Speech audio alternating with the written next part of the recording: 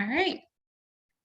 All right, let's go. All right, good evening, guys. Welcome to John Lewis Invictus Academy Go Team meeting, where we will follow the agenda as it has been emailed to you and publicly noticed. I would like to remind everyone that this is a meeting of the Go Team. Only members of the team may participate in the discussion. Any members of the public present are here to quietly observe. And for members of the Go Team, please identify yourself when you speak. I'm pleased to call this meeting of the John Lewis Invictus Academy Go Team to order at 5:16 p.m. February 13th. Our first order of business is to call roll. Ms. Haddock, our secretary, our amazing secretary, will now call roll. Thank you, Ms. Jones. Please respond present when your name is called. Ramon Garner. Present. Amber Williams. Sable Lomax. Present. Taisha Laster. Present. Ms. Triplett. Ms. Rump. Ms. Haddock is present. Mr. Cogdell. Present. Ms. Jones. Present. Ms. Ellis.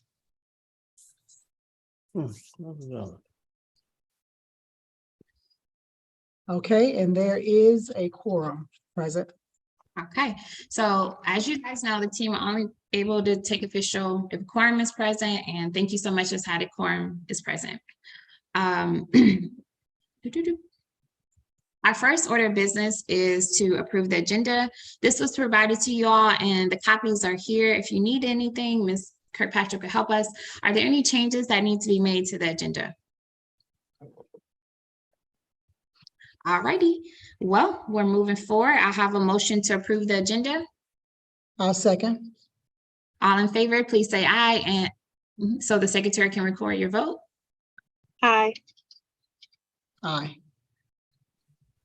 Aye. Okay. Thank you so much. All opposed, please say nay. Any abstentions, please say abstain. All right, thank you, Ms. Haddock, for recording that. We will review and approve the meeting minutes from our last meeting, and the minutes have also been provided to you. Are there any corrections that need to be made? Okay, if there are no further corrections, I have a motion to approve the previous meeting's minutes. May I have a motion to approve those? I'll motion to approve. All right, may I have a second? Second. Second. All in favor, please say aye. Aye. Aye. All right, that sounds like everyone. Does anyone need to abstain or say nay if they don't want to approve it? Okay, great. Our first action item tonight is, the first thing, we're moving past the action items because we don't have any. So we will now move to the discussion items on our agenda. And the first order of discussion is the budget development presentation. And so I'm assuming that Principal Garner, you're taking us through the presentation of the budget development.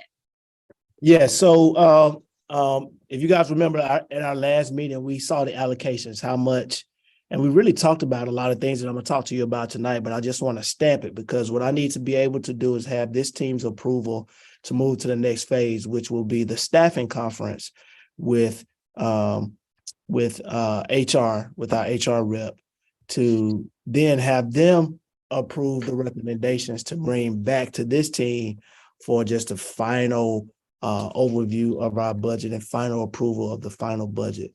And so that's the goal of this evening.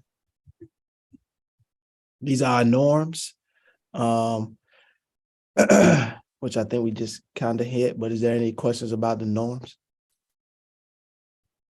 Okay, next slide, please. All right, so you've kind of seen, we did the data review. We listed our strategic priorities, our budget parameters, and now we are at step 4, which are budget choices. All right, so again, step 5, go team feedback session, draft budget presented and discussed. And then next will be principals HR staffing conference, which I just referenced, and then final budget approval is slated for March 14th. Next slide. All right. So what is things anyway? Budget feedback meeting. It is the Go Team feedback session should be scheduled for the principal to provide an overview of the school's draft budget for the Go Team members and the general public. Why this meeting is provides an opportunity for Go Teams to discuss the school's budget, how the school's budget has been allocated to support the programmatic needs and key strategic priorities, and then when must be held in February before staffing conferences, may be combined with the allocation meeting as needed if the Go Team has completed strategic plan updates and ranked strategic priorities. I didn't know that. Okay. All right, again, so here's a ranking. We've seen this a whole lot, a ranking of our school priorities and the rationale behind that. Does anyone need me to go through this again? If so, I'm happy to do so. No, I Take think a we're moment. okay. Okay. Okay. All right, next slide, please. This is a continuation of our school priorities.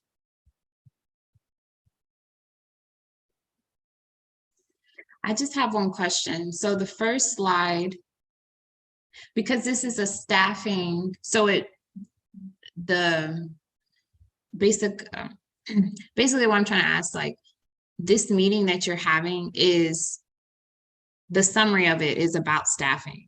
And these are just the priorities that help us to build a framework on how we plan to staff, or. So it's an overdraft of the whole budget. So these priorities drive how we set up the entire budget, not just staffing, but, staffing is a large, majority of the budget. But it's how we do everything, how all of the money is being spent. Okay, and so when you go to the staffing, I guess I'm getting caught up on the fact that they call it a staffing conference. Is it just about HR, or is it just in general? This is how we use our budget. So what happens is we get an allocation, which we saw last time, and the amount of funds based off of those allocations. And sometimes schools are in the red, which means you have to cut things in order to balance the budget.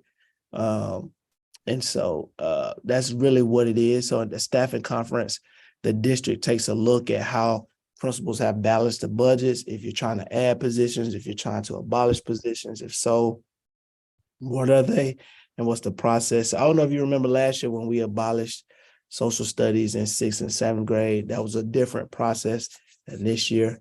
But yeah, so it says staffing conference, but it's really overlook of how all of the money is being spent and making sure everything is balanced.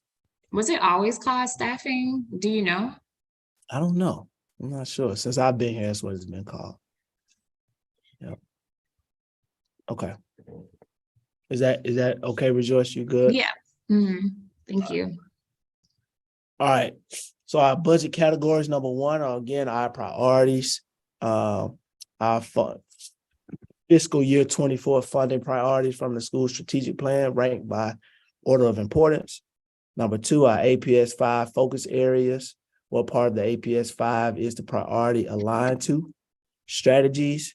And APS 5 is what the district, these 5 categories that the district says we have to do. So everything needs to line up to one of those. The strategies lays out specific objectives for schools improvement, the request or the ask, what needs to be funded in order to support the strategy, and then the amount. What is the cost associated with the request? All right. So again, our priorities. Okay. And the APS 5. So prepare and develop knowledgeable staff. That should be curriculum and instruction. There's just 2. Right. That should say that. Our strategies, we want to implement intentional vertical and horizontal alignment collaboration throughout the school and the cluster. And we want to maintain our current staffing position allocations. And so what I did here was, for those first 3 priorities, they all are aligned around instruction, curriculum and instruction. So improve students' mastery of core content knowledge, in ELA, math, science, and social studies, and then implement STEAM, which is our signature program, which is one of the APS 5 as well. So I'll change that. All of that includes curriculum and instruction and our staffing, and a total of $7,968,491 is for staffing out of our general funds. We are staffing 2 positions out of our CARES funding. So again, those first 3 priorities that you see, and I'll just add that amount to each of those, but that is cumulative or all-encompassing. Our strategy around curriculum and instruction, which is driven by our staff, and we are spending $7,968,491 on staffing. The next one you see at the bottom, it says create a culture of high expectation for academic scholarship, civil responsibility, and service for students, staff, and families. That is APS 5 Whole Child Initiative. And what we want to do is communicate a scholar expectations, implement a school-wide behavior plan. And so what we're doing is purchasing, what I'm recommending is that we purchase an additional behavior specialist. And that position tied with benefits costs on average $109,664. Any questions? And you mean staff or behavior specialist or some type of curriculum? No, this will be a behavior specialist.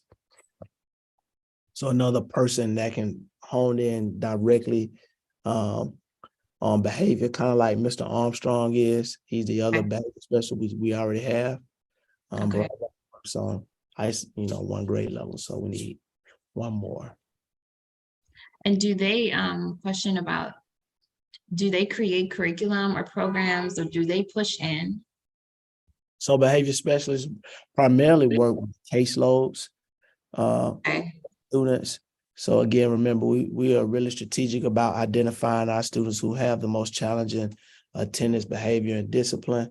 And what right now, Mr. Armstrong has a huge caseload, he and others, but I believe that another behavior specialist to hone in on those kids who have the most egregious circumstances would be beneficial for our population.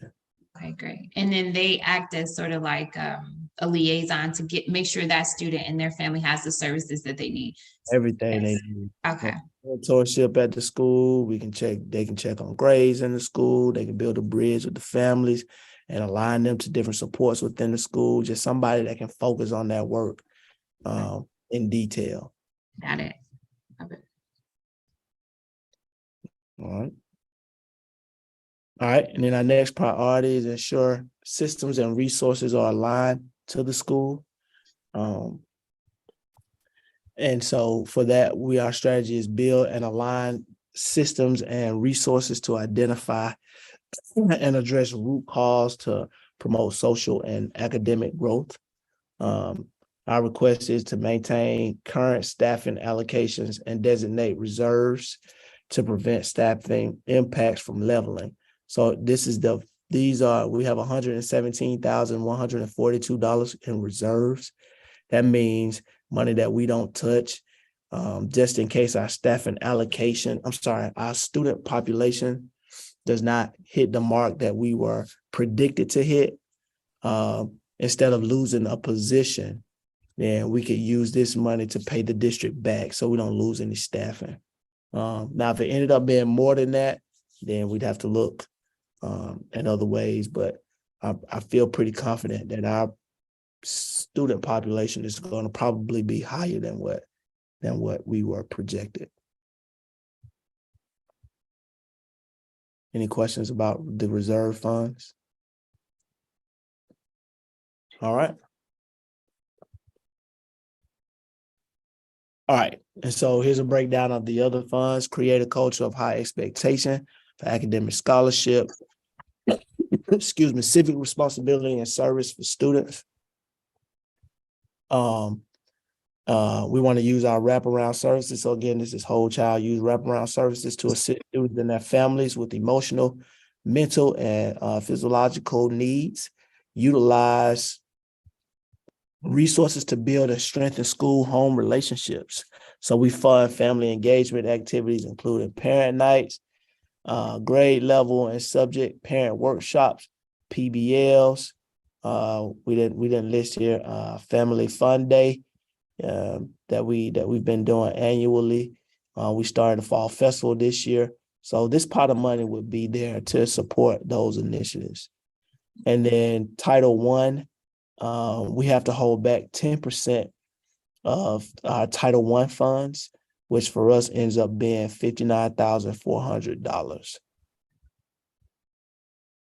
I was just thinking that when the holdback, what does that reserve? Like in what instance would this money render itself? I mean, it's for the same purpose of students. So again, when they give us a projected amount of students, excuse me, that we will have. So let's just say last year we were projected at the beginning of the year to have like 712 students. Well, at FTE count, we had like 760. Right now we have 812. Yes. But let's just say they staffed us for 712 and we ended up having 690. Then that means we could be in jeopardy, right? We could be in jeopardy of losing some staff. So we have money in reserves to kind of cushion that blow. Wow, this is a lot. It's like you guys are a bank holding escrow funds for. So I can't take the credit for this. Most of this is done by our district. They already have funds put aside in reserves for each school. So really all that we need to do is, think about our priorities and staff appropriately. We need to think about material, supplies, things of that nature, and how to set money aside for those. But as far as Title I holdback and things of that nature, it's a formula that already comes to me done. Excuse me. Any other questions about that? Okay. All right. So again, other breakdowns: prepare our students to have essential life skills and be self-aware, collaborative, and accepting diversity. We want to implement guided reading and closed reading to improve comprehension. So I remember I was telling you guys about a reading teacher. I recommend that we purchase a reading teacher to help close gaps for our lowest performing students who still need basic reading skills like coding and like phonics. I need a specialist in that area, a specialized reading teacher. So I'm recommending that. We want to create a culture of high expectations for academic scholarship, civic responsibility, and service for students, staff, and families. We want to communicate scholar expectations, implement a school-wide behavior plan. So we want to purchase a non-instructional para, and this is the CARES. Yep, these are the CARES funds. So again, this position is already in the school, but it's something that we want to continue. We don't want to lose that person. Okay. We want to include students' mastery of core content. So how are we doing that? With funding? We want to provide remediation and acceleration as indicated by the data. And we're funding staffing and transportation resources to execute after school tutorial and Saturday school opportunities.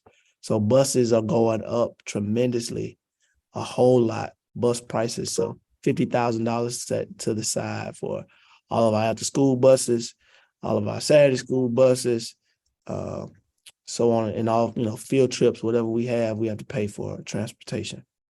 And then we want to prepare and develop knowledgeable staff focused on quality of teaching. We fund curriculum implementation coaches and consultants, which comes out to be about $90,000. So we want to continue our work with Heart and Hustle Consultancy, Mrs. Lauren Lamont. We want to continue that work. But in addition to that, we have STEAM partnership with Georgia State and STEAM, and then the other professional developments that we need to bring in for our teachers and for our students. We want to have the funds set aside to be able to do that, to get the best of the best. What happens when the CARES Act, because this is the last year, what do we need to do to ensure that they still have, that the progress won't be lost, and that they still have funding for their roles? It's one of the big questions that, schools are asking the district now. I mean, the right answer to that is you want to build capacity and be able to absorb those blows. But truthfully, a lot of times the funds that we use for CARES equal human capital. Yeah. If you can't afford those positions anymore, then ultimately you have to either cut you have to cut positions or cut funding somewhere else to try to, keep that human capital, or you may end up losing it. Yeah. Yeah. That's the truth. Yep. Next. All right. So here's a screenshot of our budget.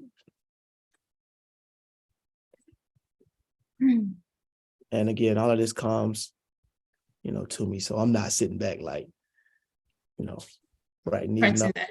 No. But it does shift as we add or take away positions or whatever we're doing.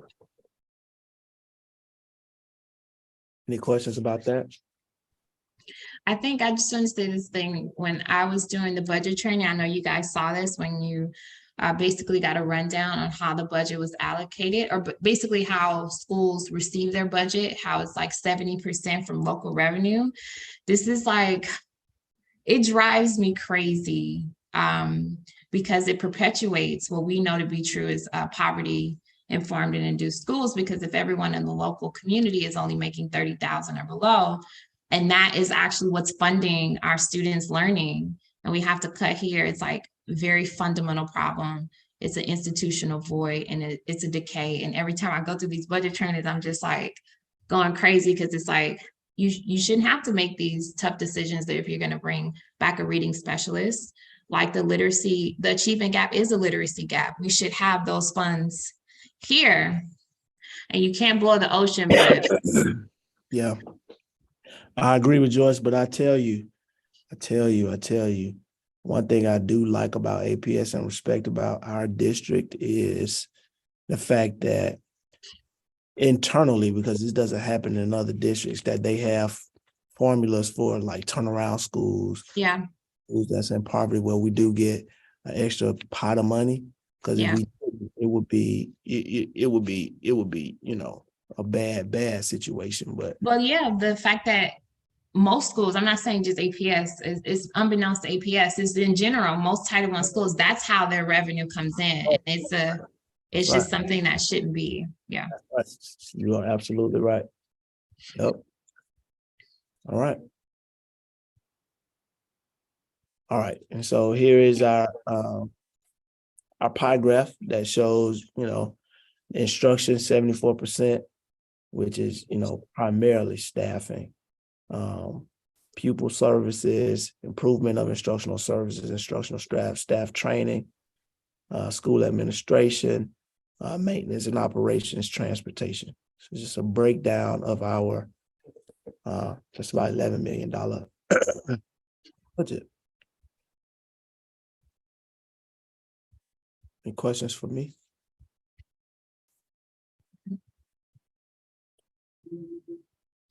So take a moment now to consider, well, I won't, if you have any questions for me, I won't read these slides to you. Then I'm ready to answer any questions or take any recommendations. Support. Would it be helpful for us to read the questions, or is everyone, I think you kind of went through in some way, shape, or form the trade-offs that we're going to make to support the priorities. Do we know the plan to support implementation of these priorities? We don't know the plan. What strategies will we, I guess that one is like, yeah, what do we do after the CARES Act is no longer viable to keep these funds? And we have to cut other places. I guess the answer was we have to cut other places. Are there any other strategies that other schools are using to? I'll share this, Rejoice. It's not etched in stone right now, but I think that there's a plan in place for John Lewis's enrollment to increase. And so if our enrollment does increases, then of course the funding would increase.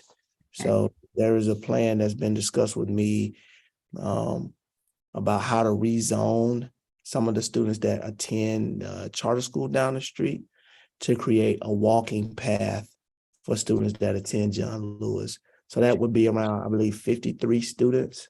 Okay. So not this year coming up, but the following year, which would be, if it stays around $4,000 per kid, that's almost $200,000 that would be added to our budget, which I don't think that would have to make us, so that may help us absorb some of the positions, is what I'm saying.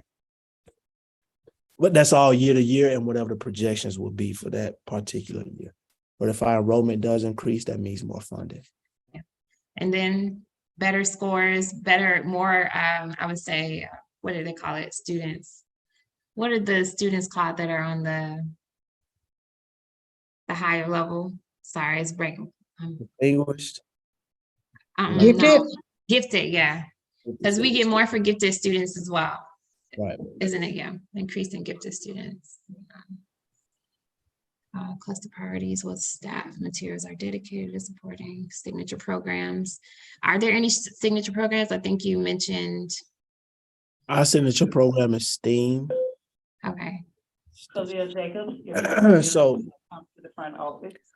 Yeah, everything we're doing is centered around STEAM, PBL, those project-based learning that we've been doing, all year, getting off the ground, training all throughout the year, interdisciplinary PLCs.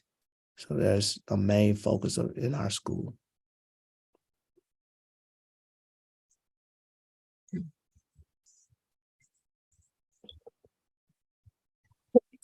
And take your time. I don't want to rush you, so you can read it thoroughly and ask any questions you might have.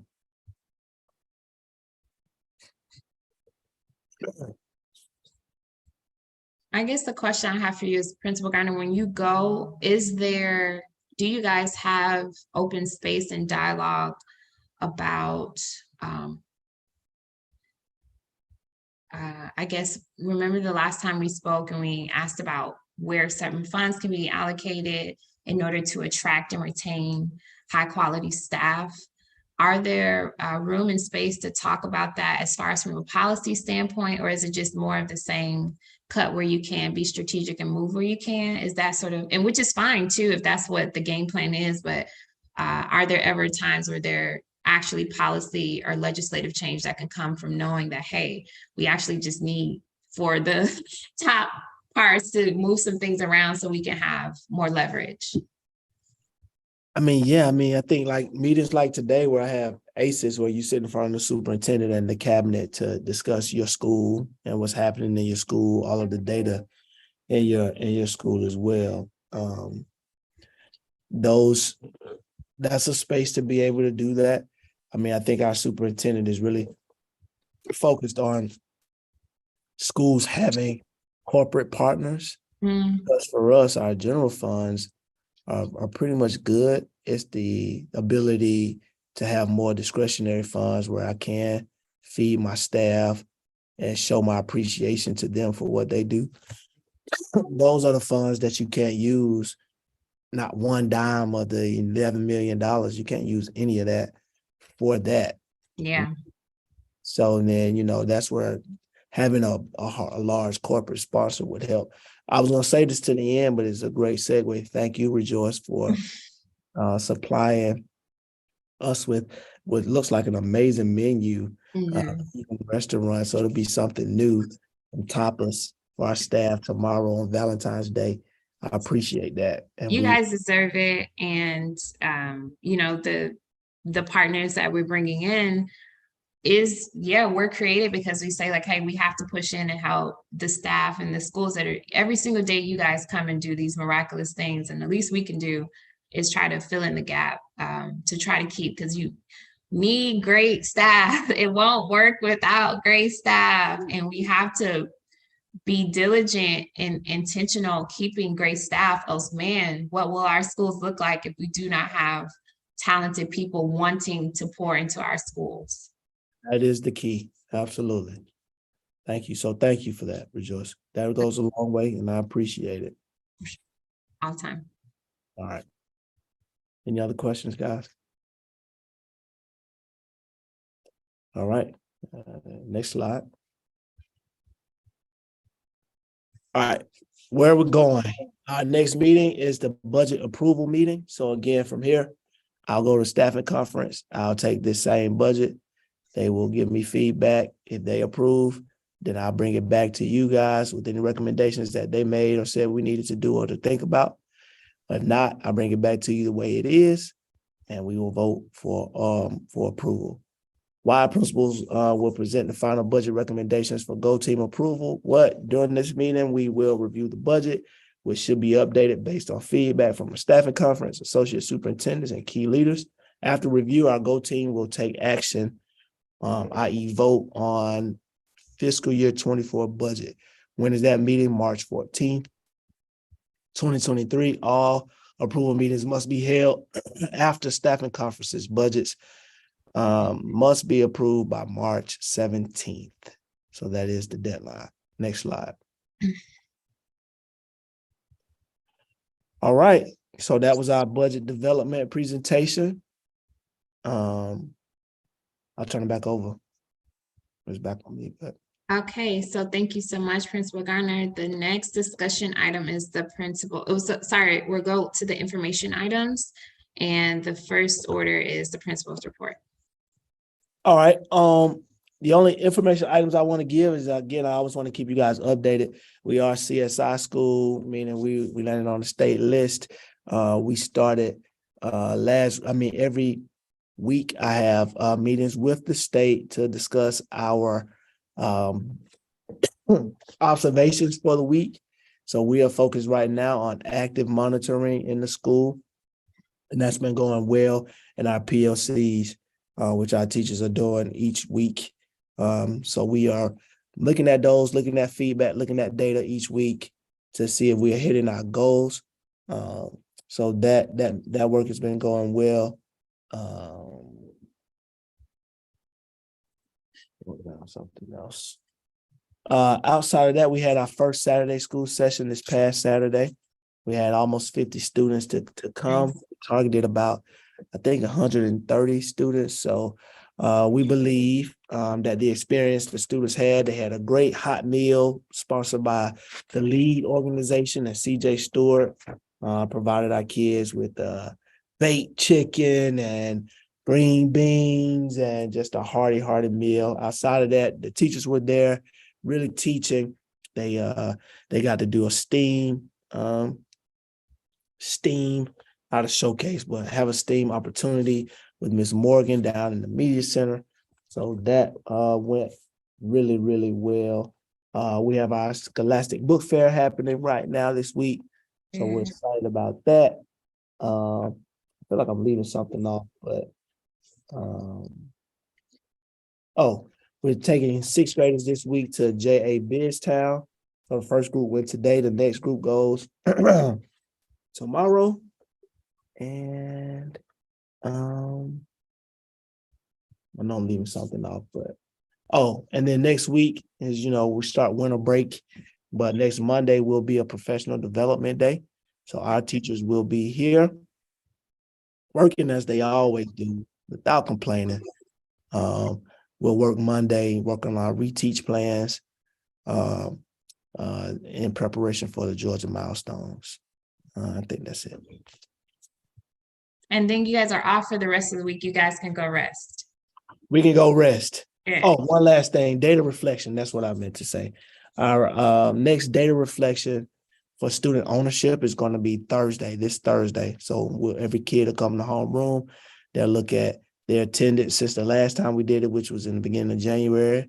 They'll look at their attendance, they'll look at their grades, they'll look at their discipline, and they will, jot down reasons or things that they can do to maybe improve or keep going if it's going in the right direction.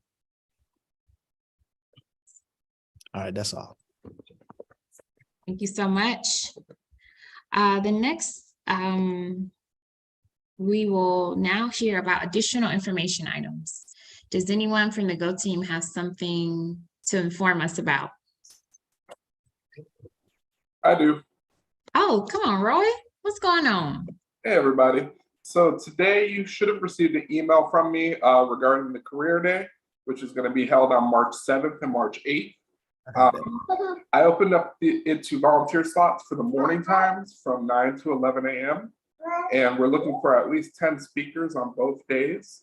So if you or someone you know would be interested in joining us, please send them that contact or please send them that sign up information. That way I can reach out to them and get them set up.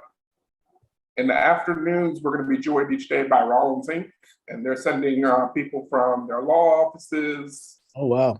All parts of their office. So, and that's going to be our first step of really getting Rollins on board to be that corporate helper that you guys are looking for. So we're working and moving in the right direction, and any help that you guys provide would be great. Also, I was going to ask if I could please get the list of the people that were invited out to the Brotherhood event. Yes, sir. I'd like to invite all of them. I invited a few of them that I met personally, and then I want to make sure it gets to everybody. Got it. Yes, sir. Ms. KP, don't let me forget. We need to get that list from Lori and get it to Roy. I'm going to just remember to do that tomorrow. The second part of that too is I really want to work with Lori to try to help make sure that Brotherhood mentorship program gets up and running and that it works for everybody. I know we kind of left it open-ended and some guys have been amazing at getting it started, but I want to help be that push to make sure that everybody in the room is up and moving with us. Absolutely. Thank you for that too, Roy. Filling in gaps, man. You need no direction, man. You are, I just appreciate you. Thank you, Roy. My pleasure. All right, anyone else have any information items? Okay, does anyone have any announcements? First track meet, girls track meet today, boys tomorrow. So if you can, Lakewood Stadium, go out and support. That's all I have. Nice. All righty, if there are no announcements, no public comments, I will I think we've reached the end of our agenda. Oh, really quick, has everyone been able, outside of Mrs. Lomax, has everyone been able to complete their budget training? Everyone done with budget training? My budget training is done. Don't ask about the other ones. Has everyone, ethics, the boys track meet is on Wednesdays. Okay, thank you, Ms. Laster. Yep. And then there's one other training, that's the ethics training. It's really good and it teaches you a lot. Does anyone, if you haven't finished it, it's 22 minutes long. If you get the 70% or up, well, we're gonna all get 100s, but so if you need any support with that, please don't hesitate to let me or Ms. Triplett know. I'm happy to help you. I have not did the budget. Okay, perfect. Thank you so much. And it actually really does only take like 5 to 10 minutes. They didn't steer us wrong there. They did a good job. Okay, we've reached the end of our agenda. Are there any additional business at this time? All right, may I have a motion to adjourn the meeting? Motion to adjourn the meeting. Thank you. There we go, Ms. Laster. What's good? What's good? Seconded. Thanks for the second. All in favor, please raise your hand or say aye.